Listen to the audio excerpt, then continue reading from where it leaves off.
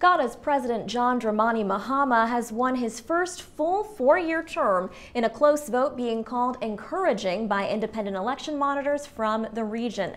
Mr. Mahama's supporters celebrated in the capital Accra after Ghana's Election Commission announced the results. For some background on this story, we turn to Peter Clottey, who reports for VOA's Daybreak Africa program. Now, Peter, you were recently in Ghana, and you actually interviewed all 8 of the presidential candidates. Was this a result that was expected? It was somehow expected because opinion polls leading to the election had it that the National Democratic Congress, the ruling party, had a better coalition than the new Patriotic Party, which is the main opposition party. So it wasn't too surprising. And we've been hearing different things about the result. We had supporters of the president coming out in Accra, but also members of the opposition coming out and saying, no, actually this election was a fraud.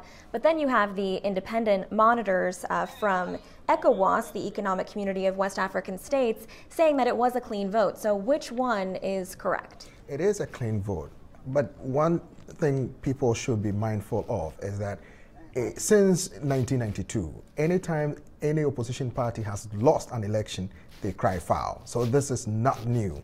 More often than not, they are not able to get a better coalition to win a presidential vote. And usually the winner of the presidential vote comes as a result of the number of parliament members that they are able to win. Now, in this case, the NDC won over 150 of the 275 parliamentary seats. So it looks more certain that President Mahama won fair and square. Now, for those who don't know the background, how did Mr. Mahama come to power in the first place? John Dramani Mahama was the vice president of deceased President Professor John Evans Mills, who passed away about 5 months ago. And as enshrined in the Constitution, he's supposed to have taken over from Mills when he died. There was a smooth power transfer, and he had to be the president for the next 5 months. So this is his first full 4-year term that he has won an election. So that is how he became president, or the incumbent, in this election. And in terms of other African nations, where does Ghana stand in terms of image? Well, Ghana's democracy has been hailed by both local and international in international forums. That is the main reason why President Obama went there last year, because of Ghana's democratic credentials.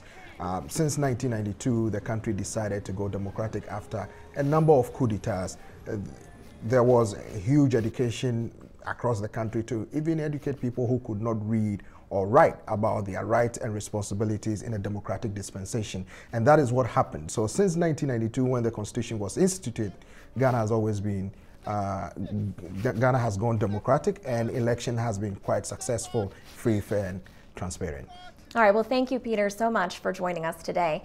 Peter Clottey is a reporter, again, with VOA's Daybreak Africa program.